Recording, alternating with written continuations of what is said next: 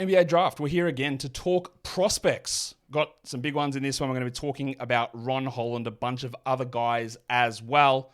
Michael Bolton, I don't believe you're in the draft, but maybe? Thanks, Josh. It's Michael Bolton here, and it's time for another episode of the Locked On Fantasy Basketball Podcast. Let's get to it. Let's get to it, indeed. You are Locked On Fantasy Basketball, your daily fantasy basketball podcast, part of the Locked On Podcast Network.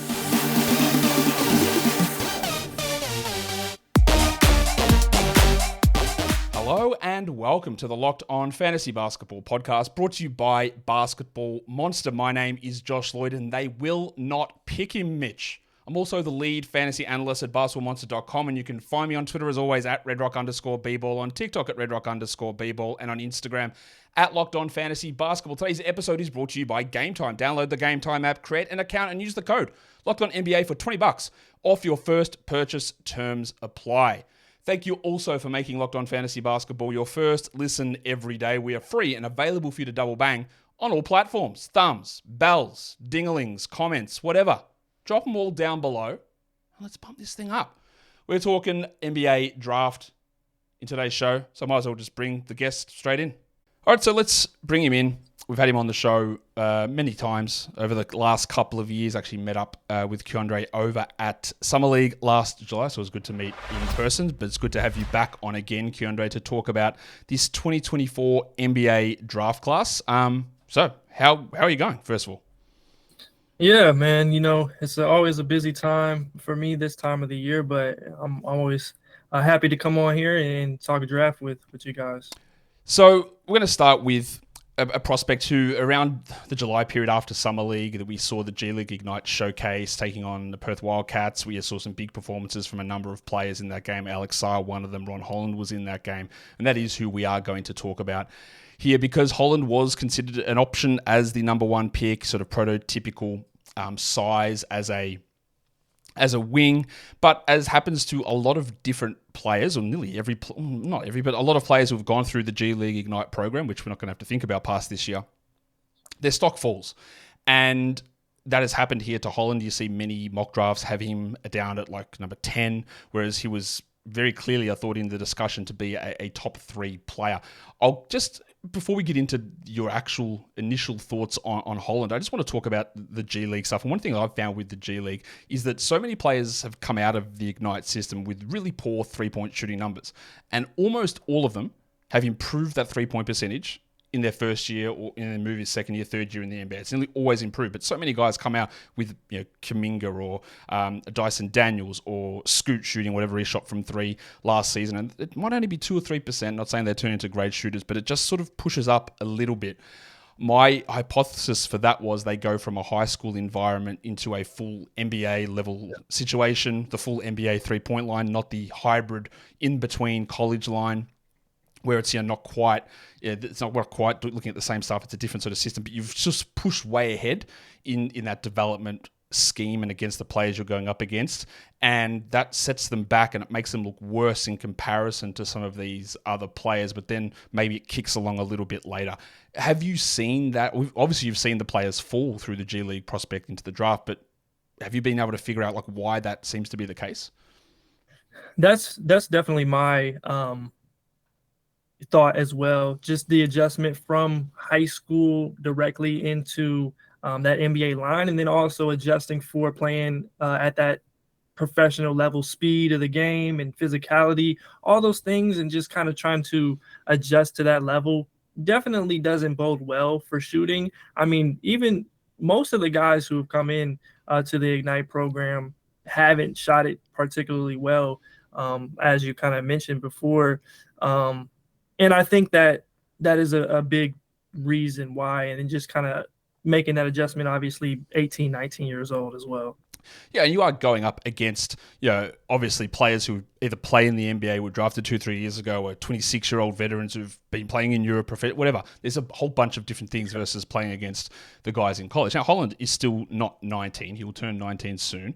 He's 6'8" as a forward. The numbers that, for those of you who can see on the screen, it's per 40 pace adjusted. So we know there's G League and college play different paces, but 24 points, 8 rebounds, 2.8 steals, a block.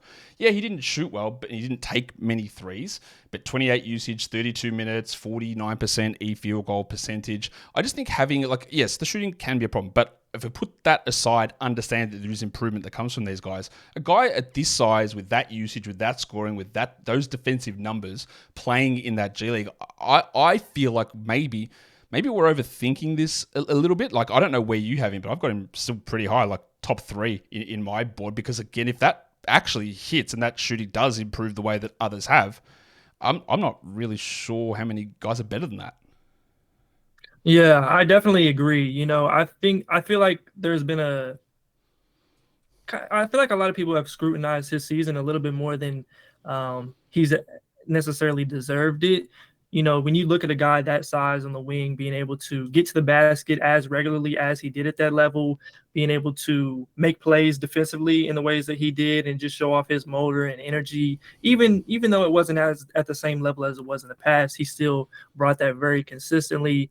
You match those two things, and then also the strides that he took and just his ability to handle the ball and make plays. Now, none of that was perfect at all. His decision making is going to need some real strides and improvement over this next few years of his career. But being what he was in high school settings as more of a forward, somebody who kind of did things secondarily and worked off of guys like an Anthony Black, who was his high school teammate, or others on AAU circuits, but to now being one of the primary ball handlers and distributors on an Ignite team and advantage creators that didn't, have anybody else, and he was kind of biting off a little bit more than he could chew.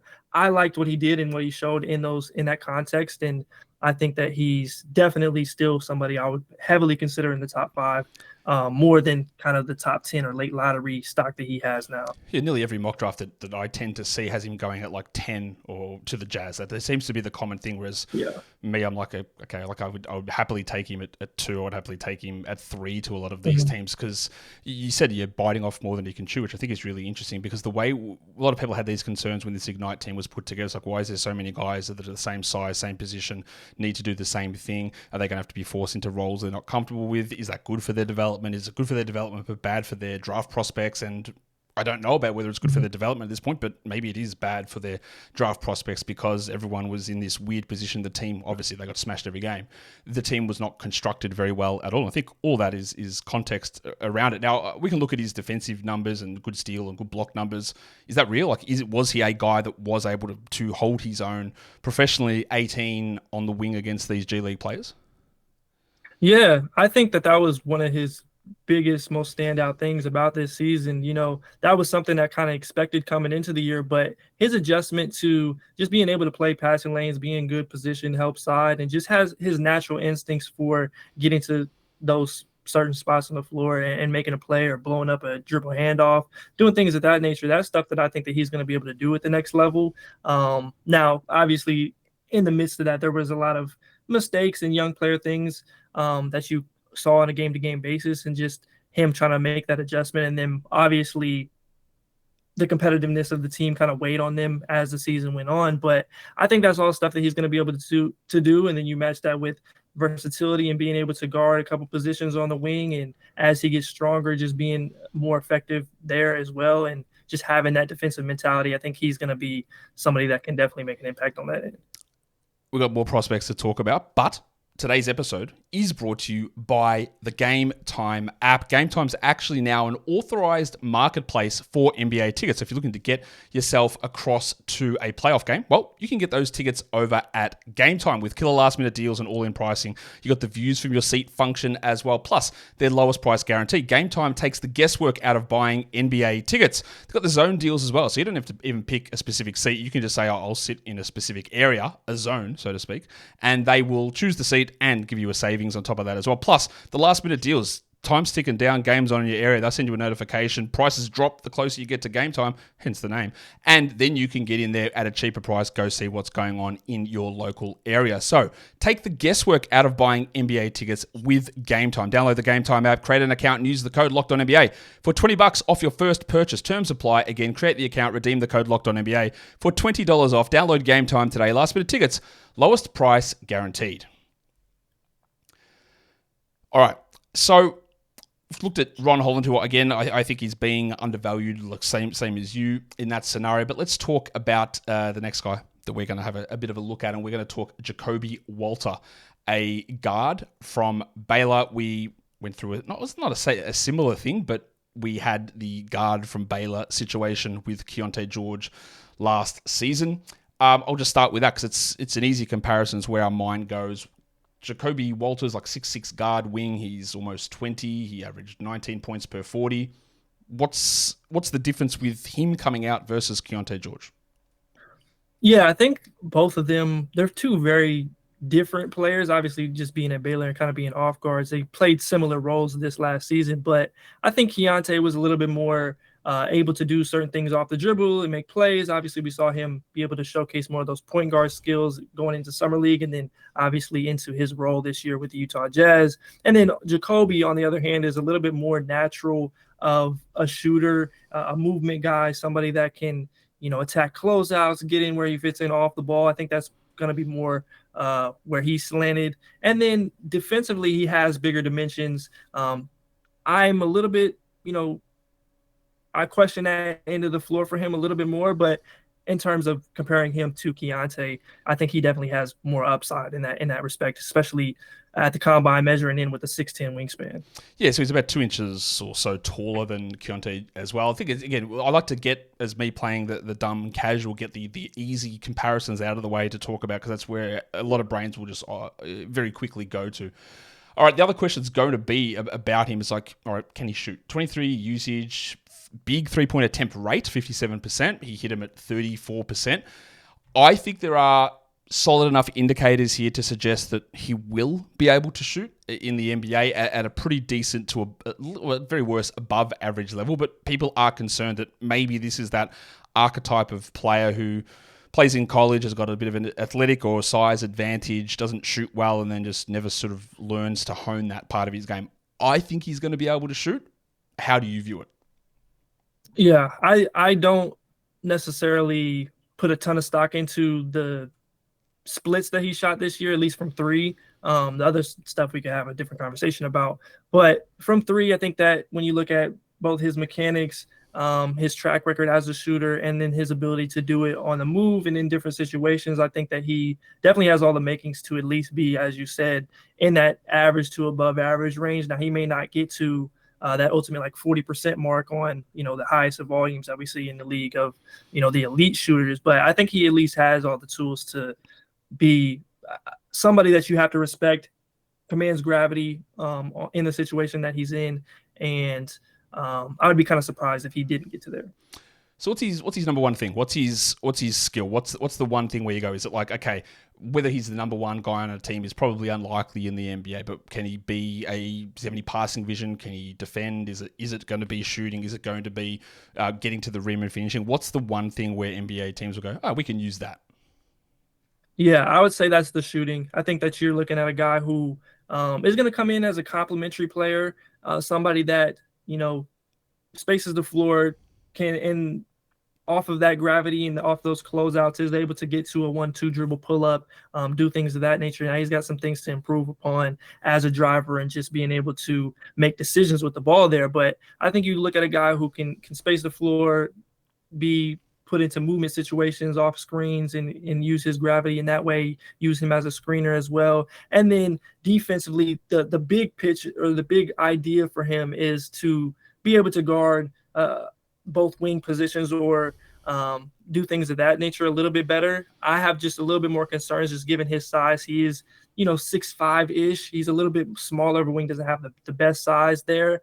Not necessarily somebody who's quick enough to be your point of attack defender either. So I could see some difficulties in that respect too. But I think with him, the pitch is 3-and-D, somebody who can come in and complement. But all the other stuff, the creation, the playmaking, just making decisions, that's stuff that I think is a little bit more of a work in progress. I've got 3 names for you of guys that have come into the NBA in the last 5 to 6 years who sort of came in, I guess, with that idea of 3-and-D, of shooting, and they've sort of all diverged in the NBA. One of them is Devin Vassell, one of them is Aaron Nesmith, and one of them is Malik Beasley. Now, there's obviously very different levels of defense between those groups and 3-point volume and self-creation, but when they came in, they're all sort of like, okay, maybe this guy is going to be a shooter and he's got this high percentage coming out of college and maybe that's going to be his role and maybe he is a 3-and-D guy, but they've all sort of changed it. So where does he sort of fit compared to those guys? We know Beasley's a disaster defensively, when Nesmith's very good defensively. Like, where does he sort of fit with that sort of trio of guys?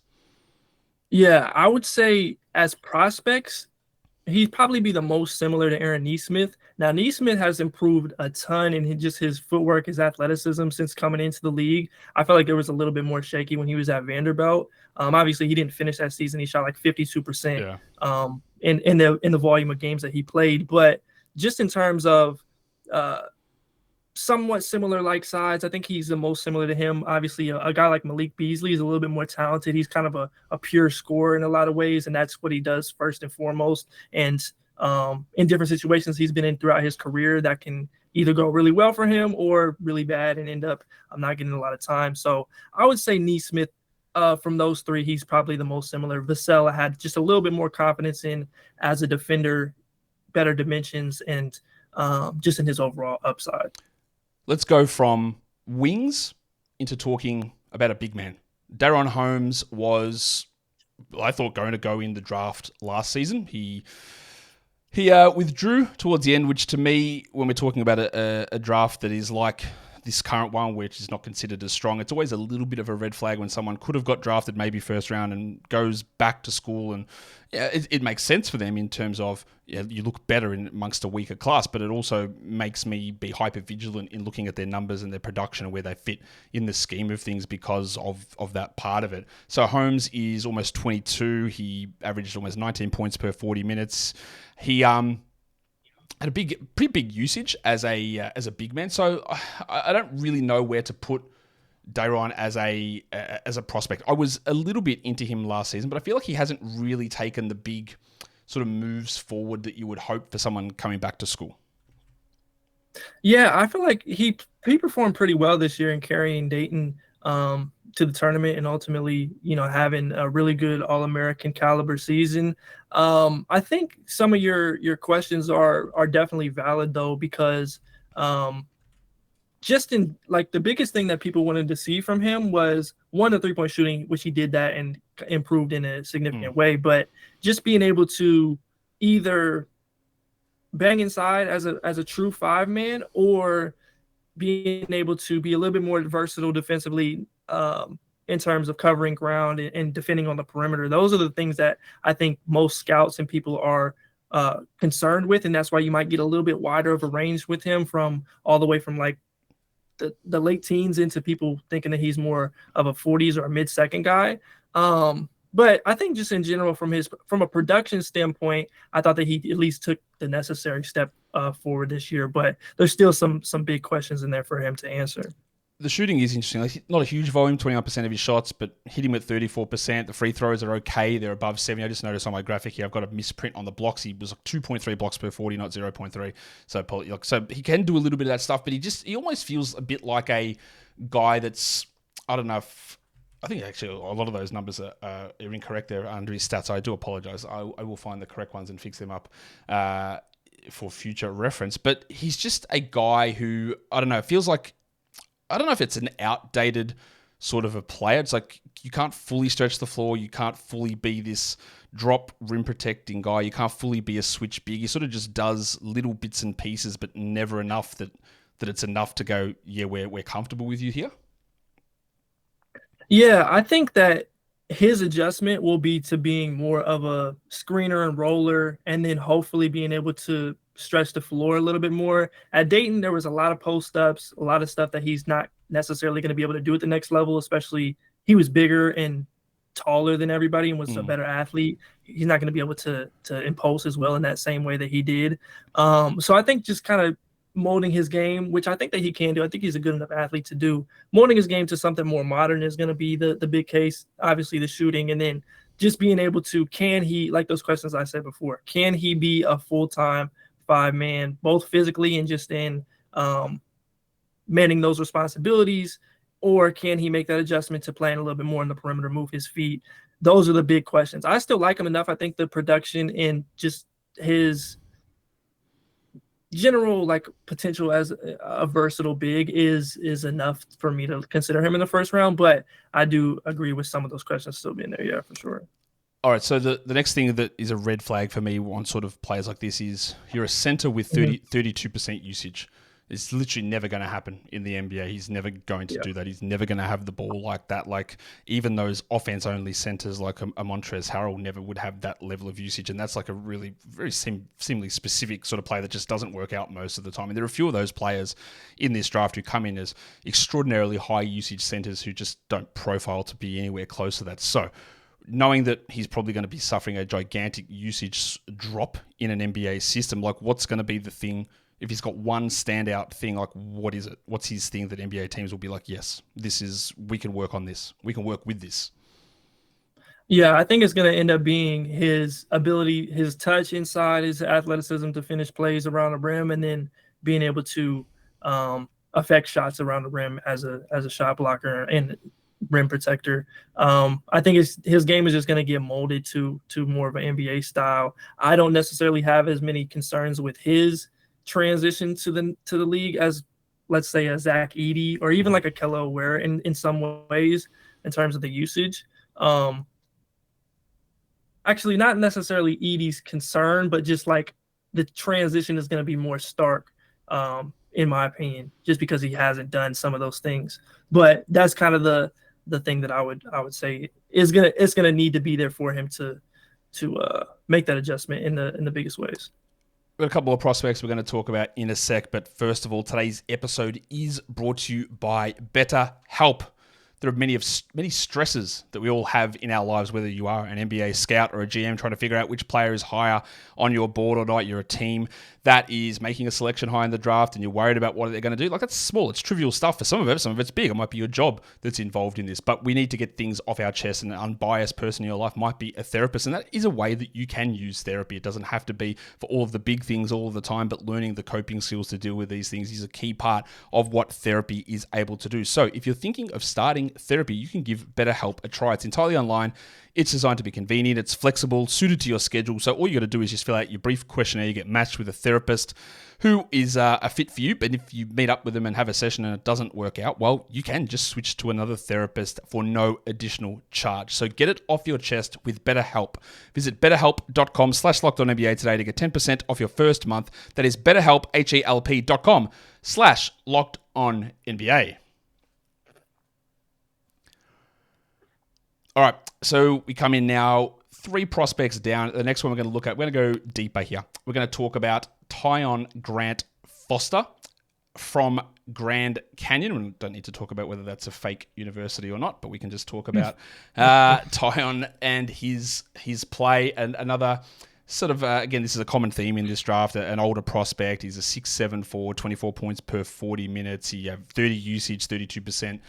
3-point attempt rate, pretty poor in the assist to turnover zone. He coming out, he feels like a guy to me, just as a brief overview of what he does, as a mid-range size player, 6'7". That's, you can play the 2, the 3, whatever. You went to a smaller school. You had a lot of the ball. You scored well, but you didn't shoot a huge amount of threes. I don't see what the one skill necessarily is that he's able to have that will translate down. It's like he's coming in as this hyper usage player that maybe that work, like say a Jaden Hardy guy, where he translates across, like he's still always going to have the ball. This is one of those ones to me that feels like you're sort of just sitting in a little bit of no man's land. But maybe correct me if I'm wrong on that. Like, what do you see with Grant-Foster?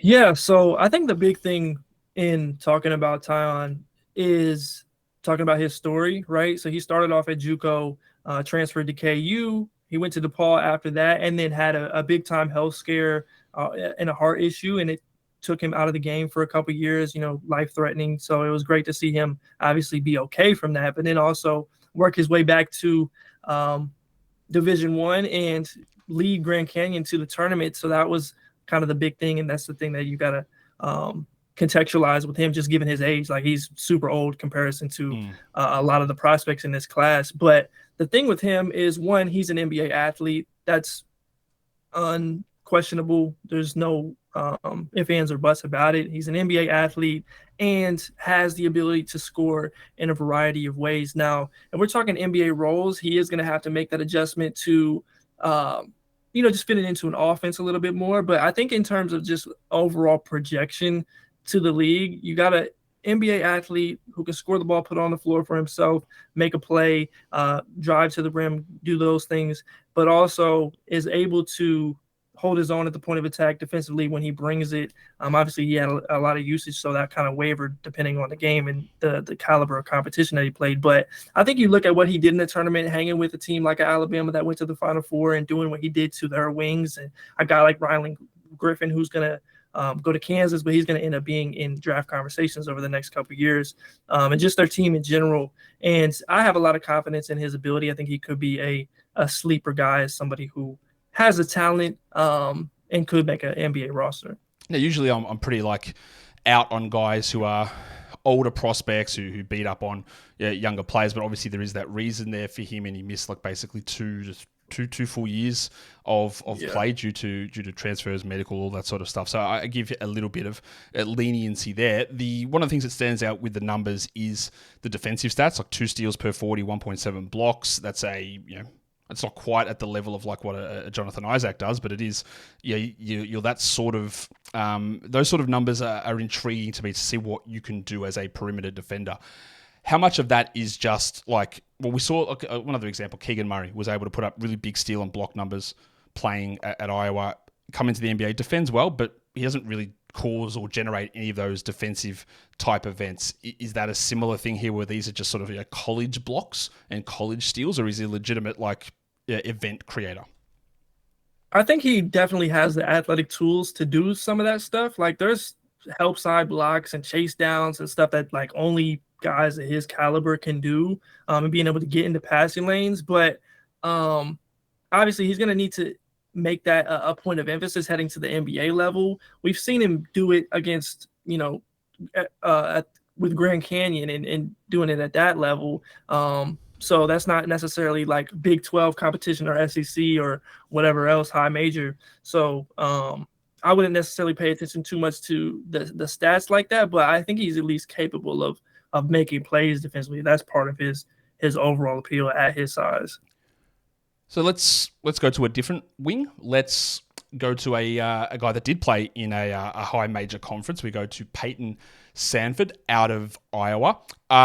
The first question I'm going to just throw at you, very, very obvious one here, is this just a white shooter? What are we looking at here? What is he like? Okay, so you went to Iowa, you're white, you're a wing, you look like Pat Connaughton. Is that what Payton Sandfort is? I mean, it is what he profiles to be. 6'7", shoots the ball, can do it off of movement. I think that's the biggest part of his game. That's what he's going to do at the NBA level. So that is an apt description. I think the improvements that he made in terms of his competitiveness defensively and just making plays, put up a triple-double this year, were important in what he needed to do to get into draft conversations, but definitely a shooter first. So Iowa has this very interesting sort of scheme that they've run over the previous years, Keegan Murray to Chris Murray to Payton Sandfort, where it just seems like one guy gets a ton of opportunity and ton of attention. A lot of stuff is run through him. Was that the case here for Sandfort, who sort of had to wait his turn for, I think it was Luka Garza first, and then it was the Murrays after that? Did he just sort of wait his turn to, now it's my turn for this year to be that guy? Or is that I guess, a little off base as a description? I think it's part of it. I think part of it is just he elevated his game to the level where, he could take on those opportunities. It wasn't forced or he's just doing too much where that he's incapable of. A lot of his usage this year, I think, is translatable to an NBA role. Maybe not in that same caliber, but it wasn't like he was just handling the ball every play. It was a lot of, pin down stuff, off ball actions, being able to cut off the ball. So I think when you look at his number usage, it matches more of what he would do at the NBA level rather than like just being like a point guard for no reason. Yeah, I think you're right, because again, the usage is not super high. It's 23%. That's not like, you're not going 30, 31. He's got a good assist to turnover ratio. It's not like he's racking up those insane defensive numbers. It's because they're actually non-existent. He was an elite free throw shooter, like 91%. They take most of his shots from three. So while there are concerns about sometimes how that scheme runs, to me, like you said, like that usage, like I look at all of this stuff from a numbers perspective and watching him play. It's like, why can't he? Why can't he do very similar things? Obviously, in shrunk down slightly, but the overall sort of shape of the role, hit your shots, hit your free throws, do a little bit of passing. You're not going to defend well, but like it wasn't an outsized thing where I go, okay, well, now I don't know what you do in the NBA, because I think I sort of do. And there is a value in that, and we see these sort of connector, good shooting type of players have roles if they can continue to improve in other areas. And I do think that's sort of where Sandfort fits at this point. The last one is one that I'll be honest with you, Keandre, I haven't done a huge amount of work of looking at Jonathan Mogbo, but he's a guy that you wanted to talk about. So I'm going to give you the floor here on Mogbo, who is a forward big sort of player from San Francisco. He really strong rebounding numbers, 14 rebounds per 40 minutes. He obviously playing for a team that we don't normally see NBA players come through. He had not super high usage, not a shooter or anything like that. What's Jonathan Mogbo? Yeah, so he's one of the more interesting players in this class to me. Definitely more of a deep sleeper, but I would spend a draft pick on him. I think the pitch overall is in his athleticism and defensive versatility. I think that he is capable of guarding as many different players in his draft as anyone out there. I think you look at his ability to do those two things and make plays, and you can see it in the combine, just being able to do a number of things well. That's what he's going to have to do at the NBA level to find a spot. Obviously, being a little bit of a tweener at that 4 or 5 spot, I think he's going to transition more into being a wing or a forward at the next level. He's going to have to either shoot it or just be in the right context. We see a guy like a Jared Vanderbilt is somebody I think he could emulate in a lot of ways if he's in the right situation. So really just the overall pitch with him is a high-level defender who can defend multiple positions, somebody who is athletic enough to finish a lot of plays, was one of the leaders in college basketball in dunks this year, can operate as a hub offensively and being able to do some side-to-side things and continuity, but can also grab it off the rim, take it up the court, has a point guard background, was a late bloomer in high school, growing from like 6'2", 6'3" to 6'9" over a couple of years after going the JUCO route to Missouri State and then to San Francisco. So I think you're looking at a more of a late bloomer guy, older, of course, but just has a number of different skills that I like, and he moves well enough. I think that he can make something happen. So the assist numbers are really interesting. 5.1 assists per 40 minutes is really high for a guy that is like, you said, a 4-5 who's not a shooter at all. Again, let's go back into lazy NBA comparison guy. You'll see undersized, big rebounder, small school, dreadlocks. I go Kenneth Reed. All right, that's again. I just use that initial thing. It's a bad way to do it, but we're all subject to it at some point. So Kenneth Reed came in, dominated the rebounding part of the NBA really early on, and then just disappeared because he didn't develop that sort of other part of his game. Didn't develop anything defensively. Didn't develop anything shooting wise. Given the size of Mogbo, you said, look, he might have to play more on the wing. The other name that comes to mind is a little bit of a Precious Achiuwa as well, who is like, can he shoot? What the hell does he do offensively? Where does he sort of fit in? But the defense is there. So, look, with Mogbo, do you have more confidence in him being able to be a perimeter defender or turning into a guy that can shoot a little bit out there if he does have to play down a little bit? I have a lot of confidence in his defense. Like I legitimately think that he could eventually guard, the ways that the Lakers put Jared Vanderbilt on Curry in their playoff series last year and just defending at the point of attack at times. I think that he has the tools to potentially do that. Now, all the other stuff, the energy, the rebounding, the stuff that Vanderbilt brings, that's stuff that it's kind of in the air more. But the potential for him to guard in multiple spots in the NBA, I think that he has that. Now, everything else is more in question on offense, being able to develop the shot. We just haven't seen it too much. Like, he has barely even taken threes, even when you go back to his freshman year at Independence, JUCO in Kansas. So, I think that it's defense first, athleticism. If he's in the right situation, maybe he's able to do a couple things at the 4 spot. Like, if you put him in a Denver situation, it's a lot easier than some other places where a center, like you have a rim running center in this, you have to be able to shoot at the 4 or on the wing. So that would be kind of the pitch for him.